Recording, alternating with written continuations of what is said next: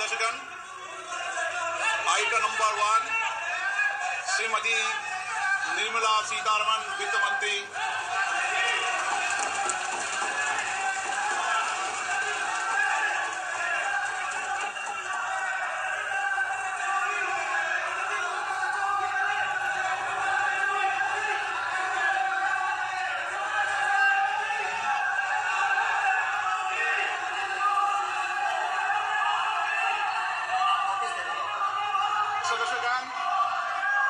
Budget के बाद राज्यपाल अभिभाषण में आपको पर्याप्त अवसर दूंगा।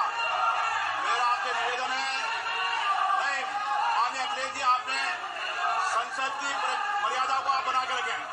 कभी बजट भाषण के अंदर इस तरीके का नहीं हुआ, ये उचित नहीं है, ये उचित नहीं है। अखिलेश जी प्लीज, मैं आपको मौका दूंगा राज्यपाल अभिभाषण में, प्लीज। नो, ये तरीका ठीक नहीं है।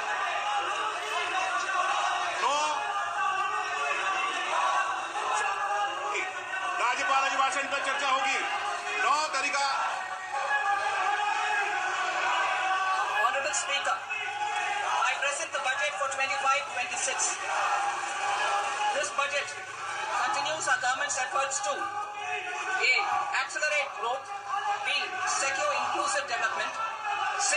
Invigorate private sector investments, D. Uplift household sentiments, and E. Enhance spending power of India's rising middle class.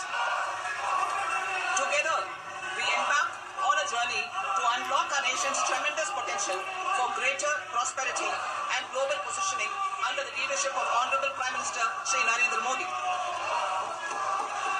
As we complete the first quarter of the 21st century, continuing geopolitical headwinds suggest lower global economic growth over the medium term.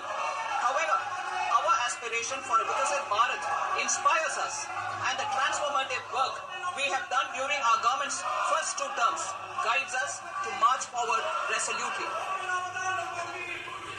Our economy is the fastest growing among all major economies. Our development track record for the past 10 years and structural reforms have drawn global attention. Confidence in India's capability and potential has only grown in this period. We see the next 5 years as a unique opportunity to realize Sabka Vikas, stimulating balanced growth of all regions. The great Telugu poet and playwright Gurujada Apparao had said, "Deshamante matti kaado, deshamante manushulo," meaning a country is not just its soil, a country is its people. In line with this, for us, Vikasit Bharat encompasses zero poverty, 100% quality good school education, access to high quality, affordable and comprehensive healthcare, 100% skilled labor with meaningful employment, 70% women in economic activities, and farmers making our country the food basket of the world. In this budget, the proposed development measures span 10 broad areas, focusing on Garib, youth, Annadata and Nari, spurring agricultural growth and productivity, building rural prosperity and resilience, taking everyone together on an inclusive growth path, boosting manufacturing and furthering Make in India, supporting MSMEs, enabling employment-led development, investing in people, economy and innovation, securing energy supplies, promoting exports and nurturing innovation. For this journey of development, our 4 powerful engines are agriculture, MSME, investments and exports. The fuel, our reforms, our guiding spirit, inclusivity, and the destination, Vikasit Bharat. This budget aims to initiate transformative reforms across 6 domains. During the first 5 years, these will augment our growth potential and global competitiveness. The domains are taxation, power sector, urban development, mining, financial sector, and regulatory reforms. Agriculture as the first engine. Now I move to specific proposals, beginning with agriculture as the first engine. Prime Minister Dhan Dhanya Krishi Yojana, developing agri-districts program. Motivated by the success of the aspirational district program, our government will undertake a Prime Minister Dhan Dhanya Krishi Yojana in partnership with states. Through the convergence of existing schemes and specialized measures, the program will cover 100 districts with low productivity, moderate crop intensity, and below average credit parameters. It aims to 1. Enhance agricultural productivity, 2. Adopt crop diversification and sustainable agricultural practices, 3. Augment post-harvest storage at the panchayat and block level, 4. Improve irrigation facilities, and 5. Facilitate availability of long-term and short-term credit. This program is likely to help 1.7 crore farmers. Building rural prosperity and resilience. A comprehensive multi-sectoral rural prosperity and resilience program will be launched in partnership with the states. This will address underemployment in agriculture through skilling, investment, technology, and invigorating the rural economy. The goal is to generate ample opportunities in rural areas so that migration is an option but not a necessity. The program will focus on rural women, young farmers, rural youth, marginal and small farmers, and landless families. The details are in Annexure A. Global and domestic best practices will be incorporated, and appropriate technical and financial assistance will be sought from multilateral development banks. In phase 1, 100 developing agri-districts will be covered. Atmanirbharta in pulses. Our government is implementing the National Mission for Edible Oilseed for achieving Atmanirbharta in edible oils. Our farmers have the capability to grow enough for our needs and more. 10 years ago, we made concerted efforts and succeeded in achieving near self-sufficiency in pulses. Farmers responded to the need by increasing the cultivated area by 50%, and government arranged for procurement and remunerative prices. Since then, with rising incomes and better affordability, our consumption of pulses has increased significantly. Our government will now launch a 6-year mission for Atmanirbharta in pulses with a special focus on Tuar, Urad and Masoor. Details are in Annexure B. Central agencies such as NAFED and NCCF will be ready to procure these 3 pulses as much as offered during the next 4 years from farmers who register with these agencies and enter into agreements. Comprehensive program for vegetables and fruits. It is encouraging that our people are increasingly becoming aware of their nutritional needs. It is a sign of a society becoming healthier. With rising income levels, the consumption of vegetables, fruits, and Sri Anna is increasing significantly. A comprehensive program to promote production, efficient supplies, processing, and remunerative prices for farmers will be launched in partnership with the states. Appropriate institutional mechanisms for implementation and participation of farmer producer organizations and cooperatives will be set up. Makhana board in Bihar. For this, there is a special opportunity for the people of Bihar. A Makhana board will be established in the state to improve production, processing, value addition, and marketing of Makhana. The people engaged in these activities will be organized into FPOs. The board will provide hand-holding and training support to Makhana farmers and will also work to ensure they receive the benefits of all relevant government schemes.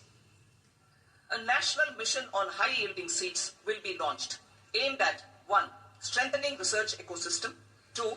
Targeted development and propagation of seeds with high yield, pest resistance, and climate resilience, and 3. Commercial availability of more than 100 seed varieties released since July 2024. India ranks second largest globally in fish production and aquaculture. Seafood exports are valued at 60,000 crore rupees.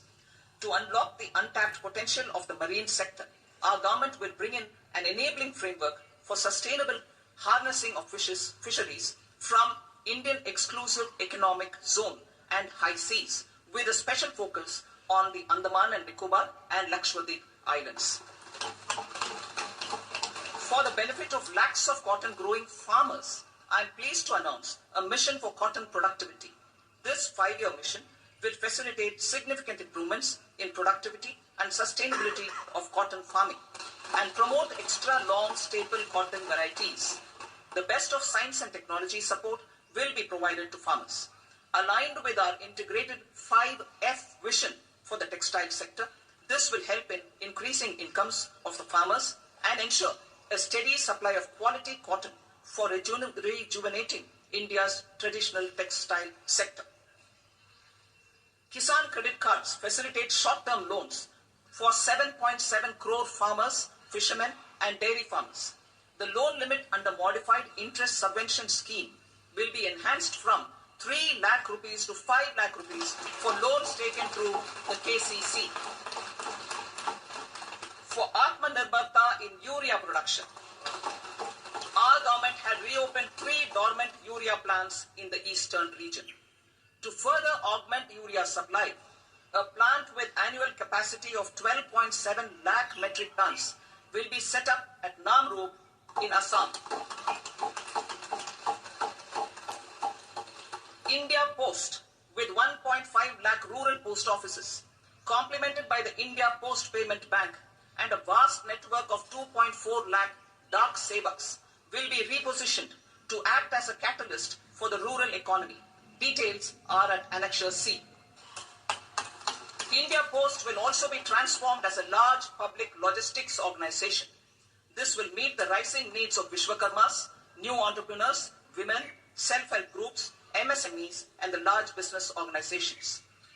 Our government will provide support to NCDC for its lending operations for the cooperative sector. MSMEs as the second engine. Now I move to MSMEs as the second engine, which encompasses manufacturing and services with a focus on MSMEs numbering 5.7 crores. Currently, over 1 crore registered MSMEs, employing 7.5 crore people and generating 36% of our manufacturing, have come together to position India as a global manufacturing hub. With their quality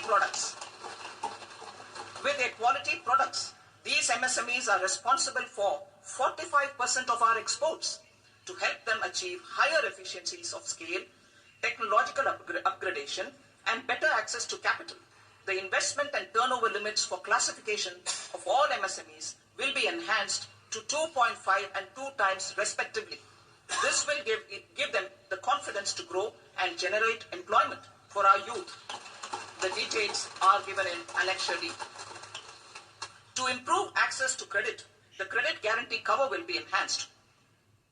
First, for micro and small enterprises from 5 crore to 10 crore rupees, leading to additional credit of 1.5 lakh crores in the next 5 years.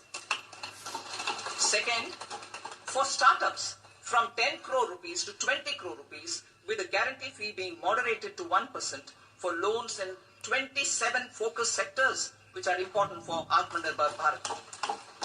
And for well-run exporter MSMEs, for term loans up to 20 crore rupees. Also for the micro enterprises, we will introduce customized credit cards with a 5 lakh rupee limit for micro enterprises registered on Udyam portal. In the first year, 10 lakh such cards will be issued. Fund of funds for startups. The Alternate Investment Fund, AIFs, for startups have received commitments of more than 91,000 crores rupees. These are supported by the fund of funds set up with the Government of India's contribution of 10,000 crore rupees. Now, a new fund of funds with expanded scope and a fresh contribution of another 10,000 crore rupees will be set up. A new scheme will be launched for 5 lakh women, scheduled castes and scheduled tribes, first-time entrepreneurs. This will provide term loans up to 2 crore rupees during the next 5 years. The scheme will incorporate lessons from the successful Stand Up India scheme. Online capacity building for entrepreneurship and managerial skills will also be organized. Measures for labor-intensive sectors. To promote employment and entrepreneurship opportunities in labor-intensive sectors, our government will undertake specific policy and facilitation measures. To enhance the productivity, quality, and competitiveness of India's footwear and leather sector, a focused product scheme will be implemented. The scheme will support design capacity, component manufacturing, and machinery required for production of non-leather quality footwear, besides the support for leather footwear and products. The scheme is expected to facilitate employment for 22 lakh persons. generate over 4 lakh crore rupees and exports of over 1.1 lakh crore rupees. Measures for the toys sector. Building on the National Action Plan for Toys, we will implement a scheme to make India a global hub for toys. The scheme will focus on development of clusters, skills, and a manufacturing ecosystem that will create high quality, unique, innovative, and sustainable toys that will represent the Made in India brand. Support for food processing. In line with our commitment towards Purvodaya, we will establish a National Institute of Food Technology, Entrepreneurship and Management in Bihar. The institute will provide a strong fillip to food processing activities in the entire eastern region. This will result in 1.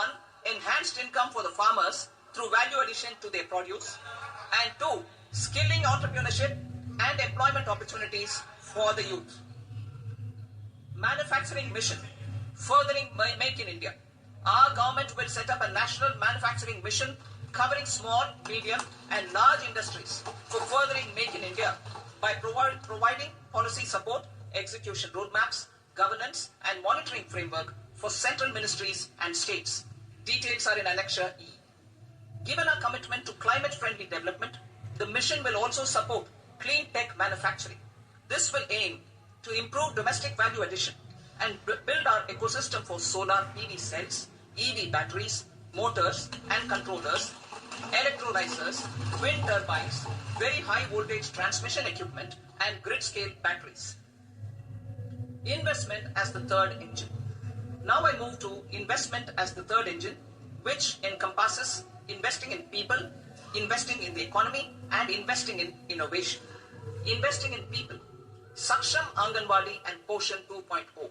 Saksham Anganwadi and Poshan 2.0 program provides nutritional support to more than 8 crore children, 1 crore pregnant women and lactating mothers all over the country, and about 20 lakh adolescent girls in aspirational districts and the Northeast region.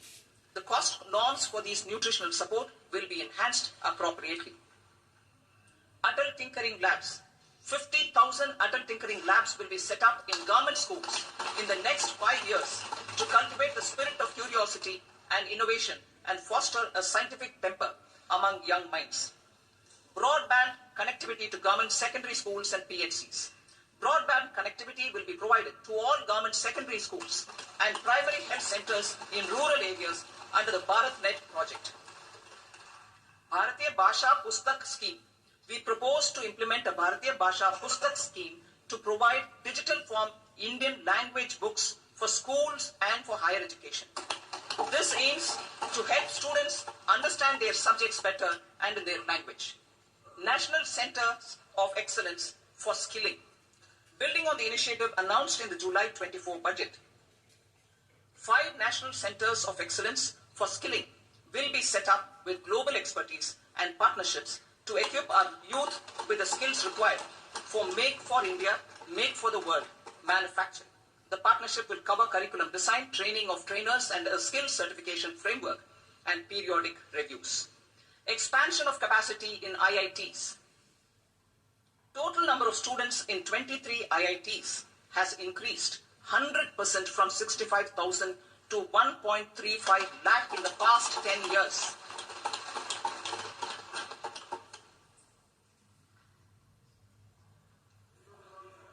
Additional infrastructure will be created in the 5 IITs started after 2014 to facilitate education for 6,500 more students. Hostel and other infrastructure capacity at IIT Patna will also be expanded.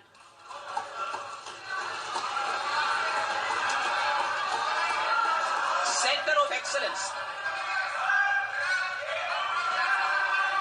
Center of Excellence in AI for Education. I had announced 3 centers of excellence in artificial intelligence for agriculture, health and sustainable cities in 2023. Now a center of excellence in artificial intelligence for education will be set up with a total outlay of 500 crores.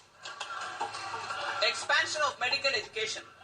Our Our government has added almost 1.1 lakh undergraduate and postgraduate medical education seats in 10 years, an increase of 130%. In the next year, 10,000 additional seats will be added in medical colleges and hospitals towards the goal of adding 75,000 seats in the next 5 years.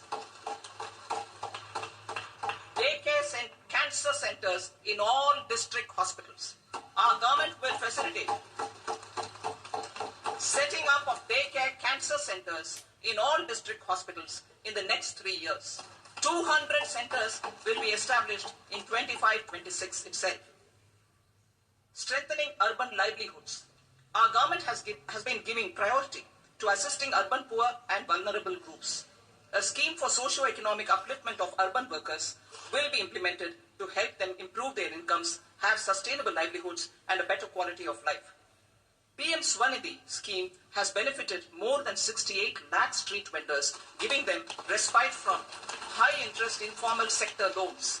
Building on this success, the scheme will be revamped with enhanced loans from banks, UPI-linked credit cards with 30,000 rupees limit and capacity building support.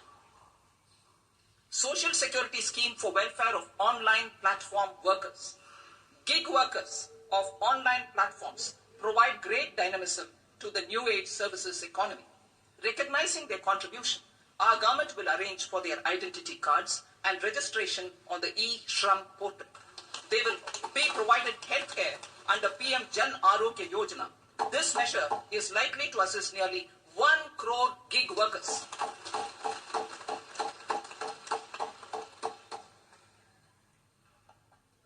Investing in the economy. Public-private partnership in infrastructure.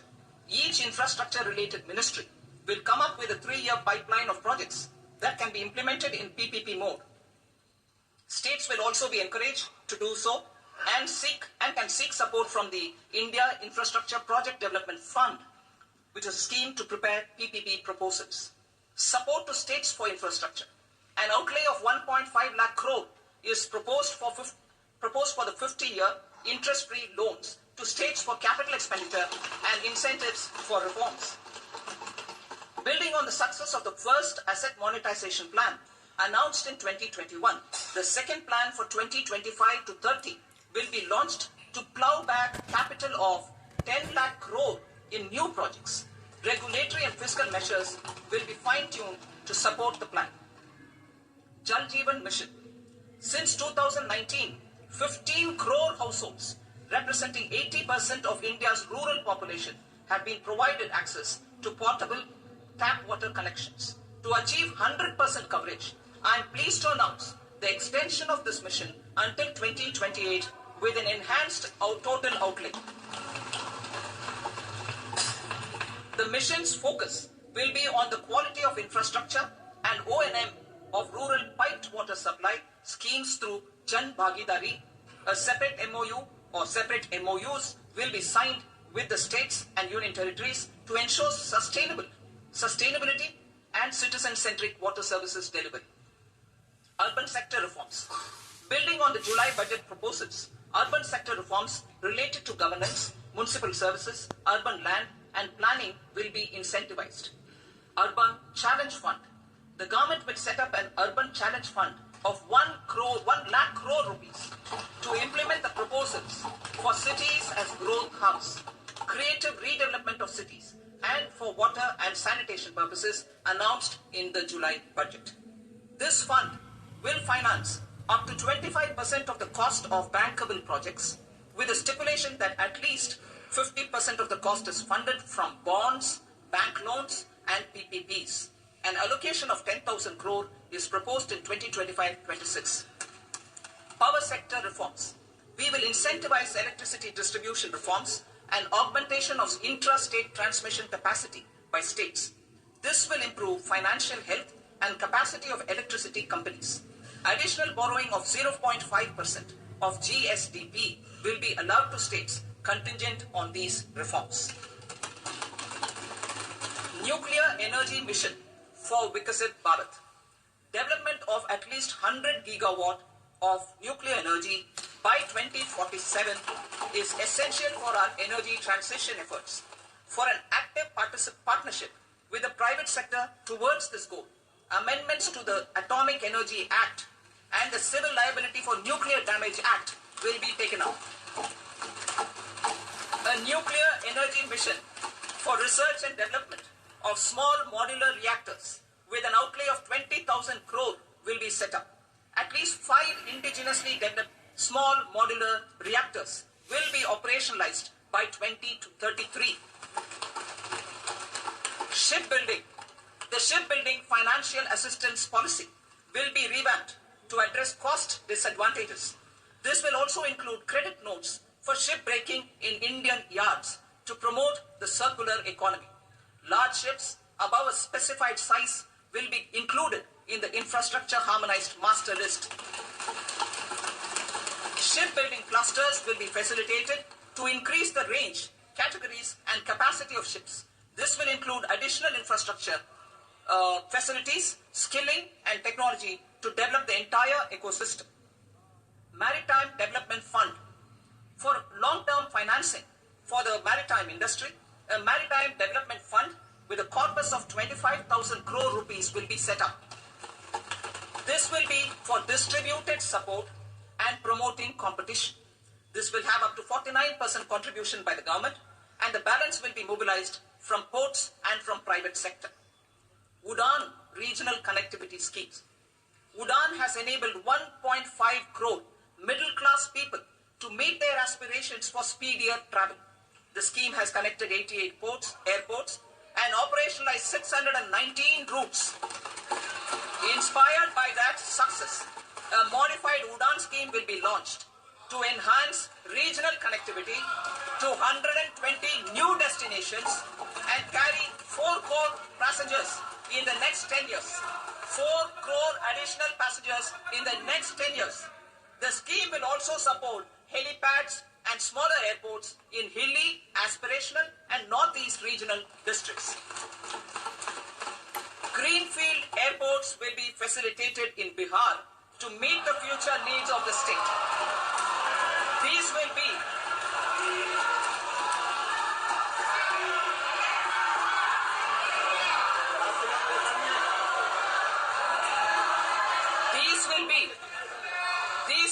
in addition to the expansion of the capacity of Patna Airport and a brownfield airport in Bihar. Western Kosi Canal project in Mithilanchal. Financial support will be provided for the Western Kosi Canal ERM project, benefiting a large number of farmers cultivating over 50,000 hectares of land in the Mithilanchal region of Bihar. Mining sector reforms. Mining sector reforms, including those for minor minerals, will be encouraged through sharing of best practices and institutions of a state mining index. A policy for recovery of critical minerals from tailings will be brought out. Under the special window for affordable and mid-income housing, SWAMI, 50,000 dwelling units in stressed housing projects have been completed and keys handed over to home buyers. Another 40,000 units will be completed in 2025, further helping middle-class families who are paying EMIs on loans taken for apartments while also paying rent for their current dwellings. Building on this success, SWAMI Fund 2 will be established as a blended finance facility with contribution from the government, banks and private investors. This fund of 15,000 crore rupees will aim for expeditious completion of another 1 lakh units. PM Gati Shakti data for private sector.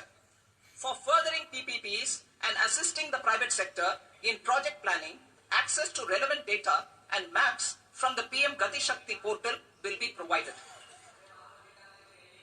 Tourism for employment-led growth. Top 50 tourist destination sites in the country will be developed in partnership with states through a challenge mode. Land for building key infrastructure will have to be provided by the states. Hotels in these destinations will be included in the infrastructure harmonized list. The following measures will be taken for facilitating employment-led growth. Organizing intensive skill development programs for our youth, including in institutes of hospitality management.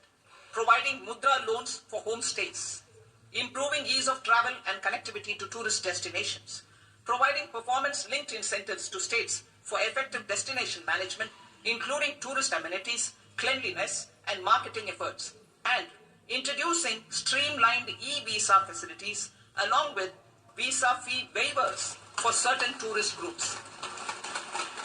Continuing with the emphasis on places of spiritual and religious significance, in the July budget, there will be a special focus on destinations related to the life and times of Lord Buddha. Medical tourism and Heal in India. Medical tourism and Heal in India will be promoted in partnership with the private sector along with capacity building and easier visa norms.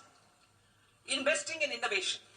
To implement private sector-driven research, development and innovation initiative announced in the July budget, I am now allocating 20,000 crore rupees for this purpose. A deep tech fund of funds will also be explored to catalyze the next generation startups as a part of this initiative. In the next 5 years, under the PM Research Fellowship Scheme, we will provide 10,000 fellowships for technological research in IITs and IISc with enhanced financial support. The second gene bank with 10 lakh germplasm lines will be set up for future food and nutritional security. This will provide conservation support to both public and private sectors for genetic resources. We will start a national geospatial mission to develop foundational geospatial infrastructure and data. Using PM Gati Shakti, this mission will facilitate modernization of land records, urban planning, and design of infrastructure projects. A Gyan Bharatam mission for survey, documentation, and conservation of our manuscript heritage with academic institutions, museums, libraries, and private collectors will be undertaken to cover more than 1 crore manuscripts. We will set up a national digital repository of Indian knowledge systems for knowledge sharing. Now I move to exports as the fourth engine. We will set up an export promotion mission with sectoral and ministerial targets driven jointly by the Ministries of Commerce, MSME, and Finance. It will facilitate easy access to export credit, cross-border factoring support, support to MSMEs to tackle non-tariff measures in overseas markets. A digital public infrastructure, Bharat Trade Net, for international trade will be set up as a unified platform for trade documentation and financing solutions. This will complement the Unified Logistics Interface platform. The BTN will be aligned with international practices. Support will be provided to develop domestic manufacturing capacities for our economy's integration with global supply chains. Sectors will be identified based on objective criteria. Facilitation groups with participation of senior officers and industry representatives will be formed for select products and supply chains. Through this, there are huge opportunities related to Industry 4.0, which needs high skills and talent. Our youth have both. Our government will support the domestic electronic equipment industry to leverage this opportunity for the benefit of our youth. A national framework will be formulated as guidance to states for promoting global capability centers in emerging Tier 2 cities. This will suggest measures for enhancing availability of talent and infrastructure, building bylaw reforms, and mechanisms for collaboration with industry. Our government will facilitate upgradation of infrastructure and warehousing for air cargo, including high-value perishable horticultural produce. Cargo screening and customs protocol will be streamlined and made user-friendly. Reforms as the fuel. Over the past 10 years, our government has implemented several reforms for convenience of taxpayers, such as faceless assessment, 2, taxpayer charter, 3, faster returns, 4, almost 99% returns being on self-assessment, and 5, Vivad se Vishwas scheme.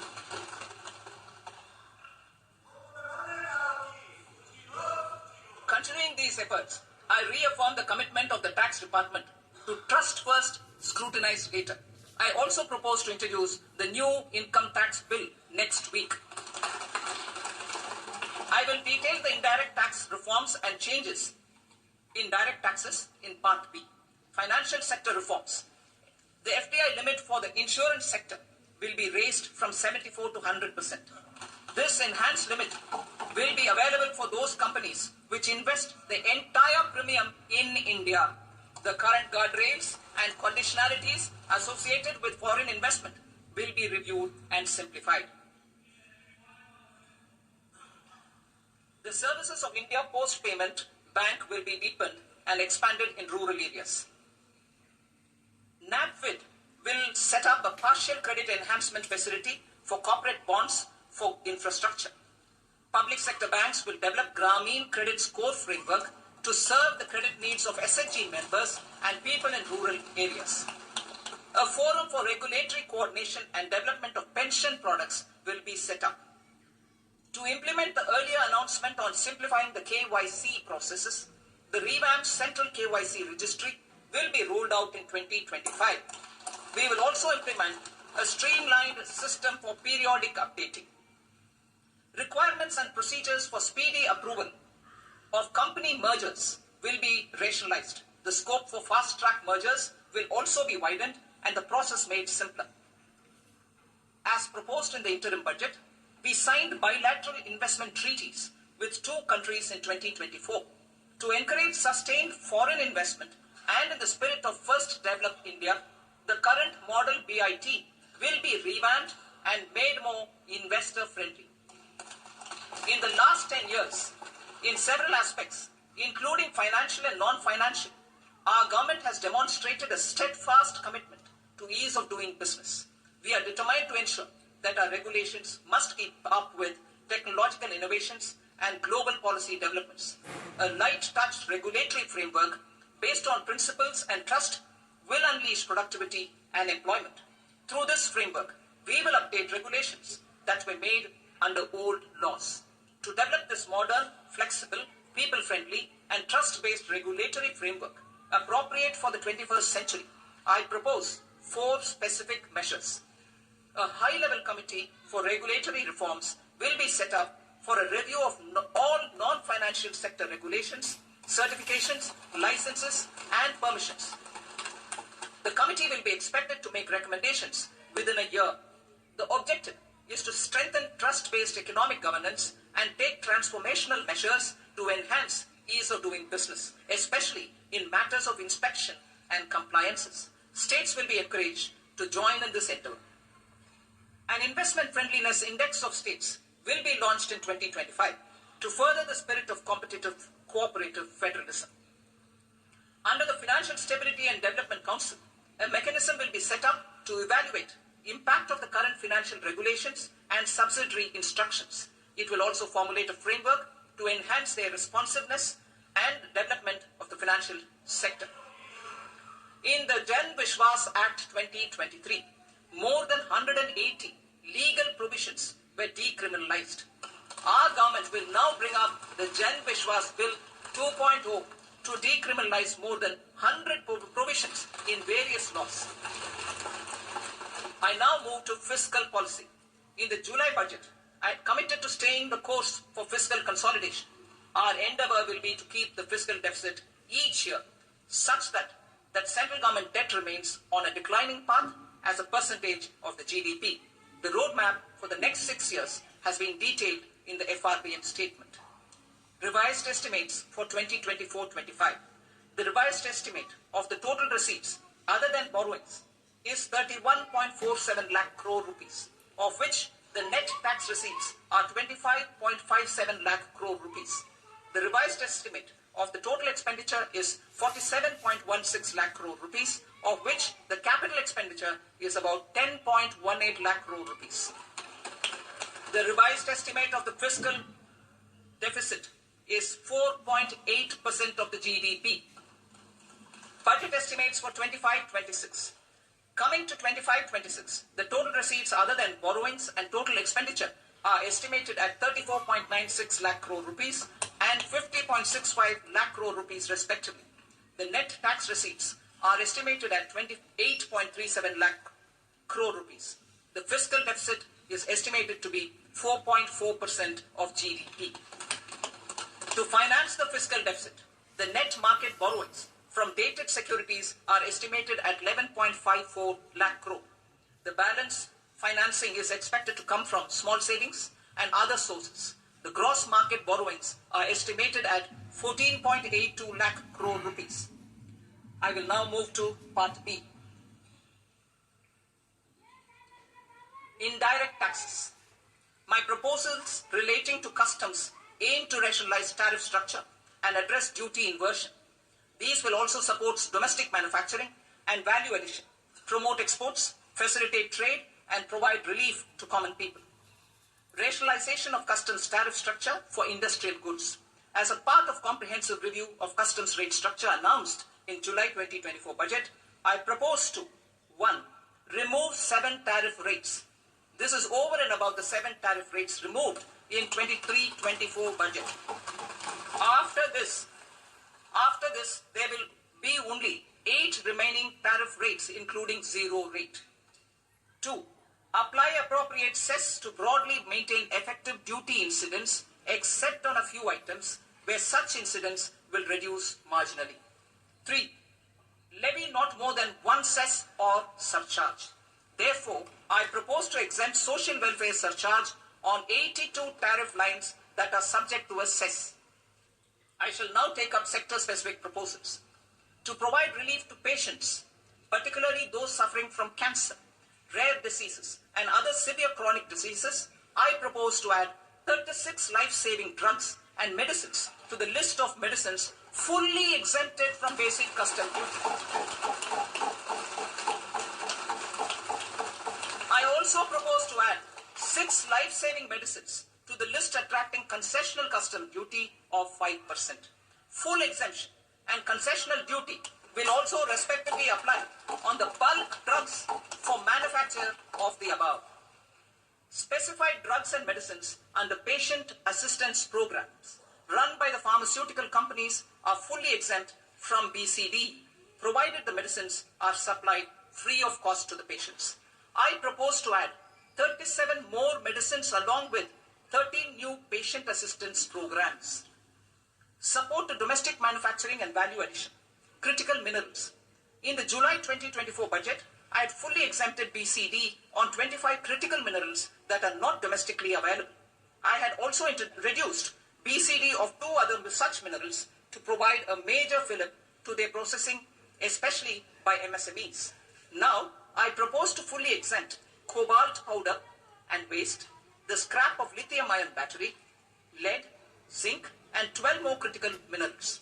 This will help secure the availability for manufacturing in India and promote more jobs for our youth. To promote domestic production of technical textile products such as agro-textiles, medical textiles, and geotextiles at competitive prices, I propose to add 2 more types of shuttle-less looms to the list of fully exempted textile machinery. I also propose to revise the BCD rate on knitted fabrics covered by 9 tariff lines from 10 or 20 to 20% or 115 rupees per kg, whichever is higher. Electronic goods. In line with our Make in India policy and to rectify inverted duty structure, I propose to increase the BCD on interactive flat panel display from 10% to 20% and reduce the BCD to 5% on open cell and other components. In 23-24 budget, for the manufacture of open cells of LCD, LED TVs, I had reduced the BCD on parts of open cells from 5% to 2.5%. To further boost the manufacture of such open cells, the BCD on these parts will now stand exempted. Lithium-ion battery. To the list of exempted capital goods, I propose to add 35 additional capital goods for EV battery manufacturing and 28 additional capital goods for mobile phone battery manufacturing. This will boost domestic manufacture of lithium-ion batteries, both for mobile phones and for electric vehicles. Shipping sector. Considering that shipbuilding has a long gestation period, I propose to continue the exemption of BCD on raw materials, components, consumables, or parts for the manufacture of ships for another 10 years.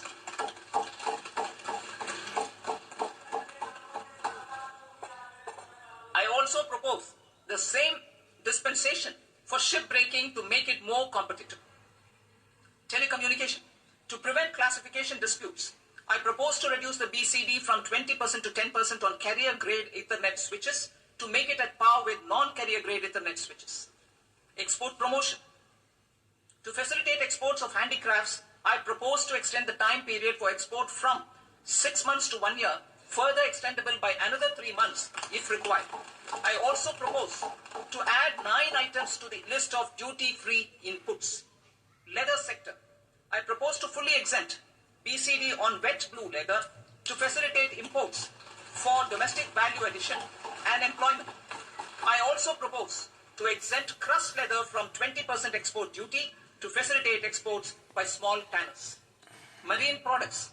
To enhance India's competitiveness in the global seafood market, I propose to reduce BCD from 30% to 5% on frozen fish paste, surimi, for manufacture and export of its analog products.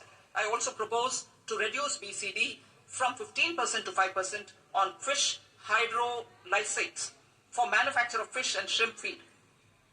In July 2024 budget, to promote development of domestic MROs for aircraft and ships, I had extended the time limit for export of foreign origin goods that were imported for repairs from 6 months to 1 year and further extendable by 1 year. I now propose to extend the same dispensation for railway goods. Time limit for provisional assessment. Presently, the Customs Act 1962 does not provide any time limit to finalize provisional assessments, leading to uncertainty and cost to trade. As a measure of promoting ease of doing business, I propose to fix a time limit of 2 years, extendable by a year, for finalizing the provisional assessment. I propose to introduce a new provision that will enable importers or exporters, after clearance of goods, to voluntarily declare material facts and pay duty with interest but without penalty. This will incentivize voluntary compliance.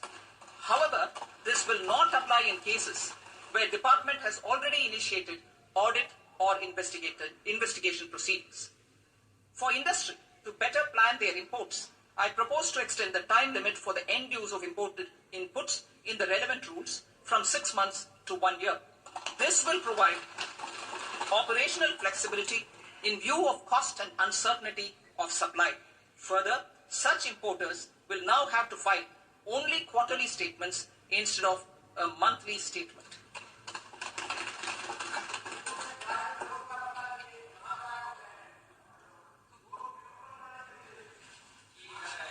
I now come to my direct tax proposals. In Part A, I have briefly underlined taxation reforms as one of key reforms to realize our vision of Vikasit Bharat. In respect of criminal law, our government had earlier ushered in Bharatiya Nyaya Sanhita, replacing Bharatiya Danda Sanhita. I am happy to inform this August House and the country that for new income tax bill will carry forward the same spirit of Nyaya in its drafting as well. The new bill will be clear and direct in text with close to half of the present law in terms of both chapters and words. It will be simple to understand for taxpayers and tax administrators, leading to tax certainty and reduced litigation. Reforms, however, are not a destination. They are means to achieve good governance for our people and economy. Providing good governance primarily involves being responsive. The Tirukural captures this in verse 542, which reads, "Vaanokki vaazhum ulagallam, mannavan kol nokki vaazhum kudi," meaning, just as the living beings live expecting rains, citizens live expecting good governance. Our government is committed to keeping an ear to the ground and a finger on the pulse and responding while balancing our national building efforts. The following measures will detail just how our government will, under the guidance of PM Modi, has taken steps to understand and address. I repeat that sentence, sir. The following measures will detail just how our government, under the guidance of PM Modi, has taken steps to understand and address the needs voiced by our citizens. My tax proposals are guided by the spirit The objectives of my proposals are as follows. Personal income tax reforms with special focus on middle class. Rationalization of TDS and TCS for easing difficulties. Encouraging voluntary compliance. Reducing compliance burden. Ease of doing business. Employment and investment. I will come to my proposal on personal income tax towards the end. TDS and TCS. Rationalization for easing difficulties. I propose to rationalize tax deduction at source, TDS, by reducing the number of rates and thresholds above which TDS is deducted. Further, threshold amounts for tax deduction will be increased for better clarity and uniformity. The limit for tax deduction on interest for senior citizens is being doubled from the present 50,000 rupees to 1 lakh rupees. Similarly, the annual limit of 2.40 lakh rupees for TDS on rent is being increased to 6 lakh rupees. This will reduce the number of transactions liable to TDS, thus benefiting small taxpayers receiving small payments. The threshold to collect tax at source, the TCS, on remittances under RBI's Liberalized Remittance Scheme, the LRS, is proposed to be increased from 7 lakh to 10 lakhs. I also propose to remove TCS on remittances for education purposes, where such remittances is out of a loan taken from a specified financial institution. Both TDS and TCS are being applied on any transaction related to sale of goods. To prevent such compliance difficulties, I propose to omit the TCS. I also propose that the provisions of the higher TDS deduction will now apply only in non-PAN cases. In July 2024, the delay for payment of TDS up to the due date of filing statement was decriminalized. I propose to provide the same relaxation to TCS provisions as well. The government under the leadership of Prime Minister Modi believes in Sabka Saath, Sabka Vikas, Sabka Vishwas and Sabka Prayas. In line with this, we brought in updated return facility in 2022 for voluntary compliance by taxpayers who had omitted to report their correct income. Our trust in taxpayers was proved right. Nearly 90 lakh taxpayers voluntarily updated their incomes by paying additional tax. Taking this trust further, I now propose to extend the time limit to file updated returns for any assessment year from the current limit of 2 years to 4 years. I propose to reduce the compliance burden for small charitable trusts and institutions by increasing their period of registration from 5 years to 10 years. It is also proposed that disproportionate consequences do not arise for minor defaults such as incomplete applications filed by charitable entities. Presently, taxpayers can claim the annual value of self-occupied properties as nil only on the fulfillment of certain conditions. Considering the difficulties faced by taxpayers, it is proposed to allow the benefit of 2 such self-occupied properties without any condition. To streamline the process of transfer pricing and to provide an alternative to yearly examination, I propose to introduce a scheme for determining arm's length price of international transaction for a block period of 3 years. This will be in line with global best practices. With a view to reduce litigation and provide certainty in international taxation, the scope of safe harbor rules is being expanded. A number of senior and very senior citizens have very old national savings schemes accounts. As interest is no longer payable on such accounts, I propose to exempt withdrawals made from NSS by individuals on or after 29th August 2024. I am also proposing to allow similar treatment to NPS Vatsalya accounts as is available to normal NPS accounts subject to overall limits. In my speech in July 2024, I had promised that all processes, including giving effect to appellate orders, shall be digitalized and made paperless over the next 2 years. So I'm happy to announce that digitalization is being made operational now. In July 2024, we brought in the Vivad Se Vishwas scheme to resolve income tax disputes pending in appeal. The scheme has received a great response, with nearly 33,000 taxpayers having availed of the scheme to settle their disputes. I have a few proposals to promote investment and employment. It is proposed to provide a presumptive taxation regime for non-residents who provide services to a resident company that is establishing or operating an electronics manufacturing facility. I further propose to introduce a safe harbor for tax certainty for non-residents who store components for supply to specified electronics manufacturing units. Presently, the tonnage tax scheme is available only to sea-going ships.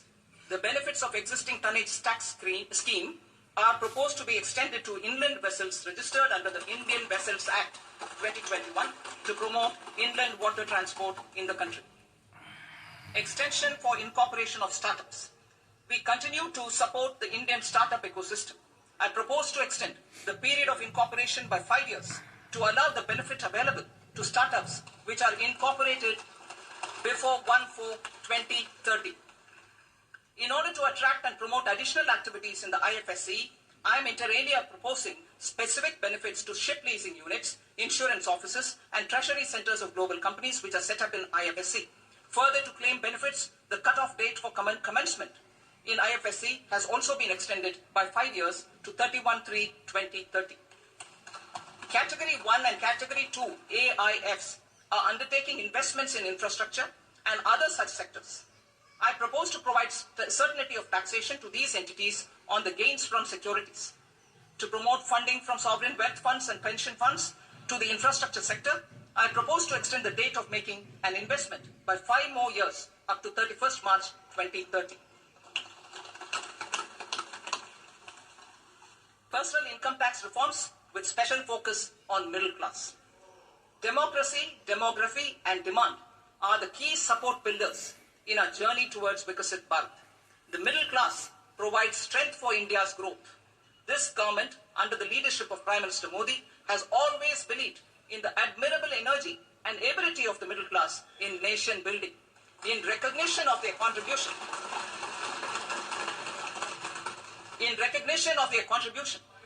we have periodically reduced their tax burden. Right after 2014, the nil tax slab was raised to 2.5 lakhs of rupees, which was further raised to 5 lakh rupees in 2019 and to 7 lakh rupees in 2023.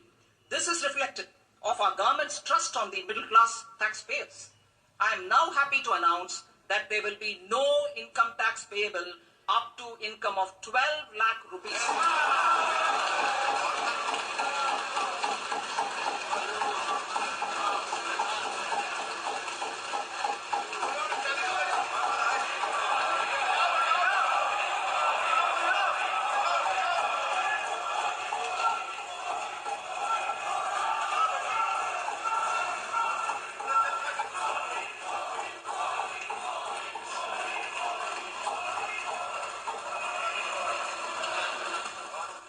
So, average income of 1 lakh per month other than the special rate income such as capital gains under the new regime. This limit will be 12.75 lakh for salaried taxpayers due to the standard deduction of 75,000. Slabs and rates are being changed across the board to benefit all taxpayers. The new structure will substantially reduce the taxes of the middle class and leave more money in their hands, boosting household consumption, savings and investment. In the new tax regime, I propose to revise tax rate structures as follows. 0 to 4 lakh rupees nil, 4.8 lakh rupees to 4 to 8 lakh rupees 5%, 8 to 12 lakh rupees 10%, 12 to 16 lakh rupees 15%, 16 to 20 lakh rupees 20%, 20 to 24 lakh rupees 25%, and above 24 lakh rupees 30%. To taxpayers up to 12 lakh of normal income other than special rate income such as capital gains. I read that again. To taxpayers up to 12 lakh of income other than special rate income such as capital gains, tax rebate is being provided in addition to the benefit due to slab rate reduction in such a manner that there is no tax payable by them. The total tax benefit of slab rate changes and rebate at different income levels can be illustrated with a few examples. A taxpayer in the new regime with an income of 12 lakh rupees will get a benefit of 80,000 rupees in tax, which is 100% of tax payable as per the existing rates. A person having income of 18 lakh rupees will get a benefit of 70,000 rupees in tax. That is 30% of tax payable as per existing rates. A person with an income of 25 lakh gets a benefit of 1,10,000 rupees. That is 25% of his tax payable as per existing rates. Details of my tax proposals are given in the annexure.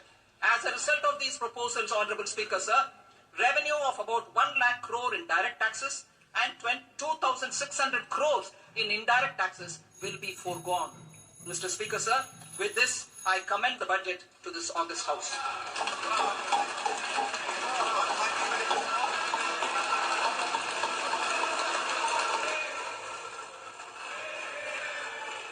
Item number 2, Srimati Nirmala Sitharaman.